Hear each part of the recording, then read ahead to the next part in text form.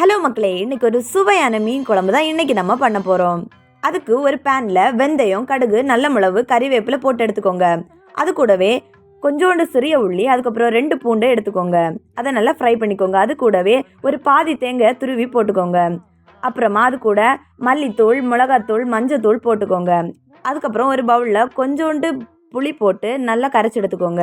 அப்புறமா நம்ம ஃப்ரை பண்ணி வச்சுருக்க அதை ஒரு மிக்ஸி ஜாரில் போட்டு நல்லா அரைச்சி எடுத்துக்கோங்க. அது கூடவே கொஞ்சோண்டு தக்காளி, அதுக்கப்புறம் நம்ம கரைச்சி வச்சுருக்க புளியை ஆட் பண்ணிக்கோங்க.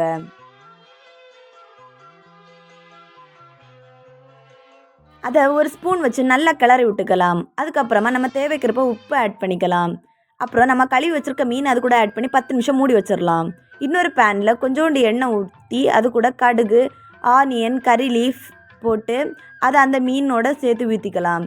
இப்போது சுவையான மீன் குழம்பு ரெடி ஆயிடுச்சுங்க. இதை சோறு கூட வச்சு சாப்பிட்டா அவ்வளோ ருசியாக இருக்குங்க.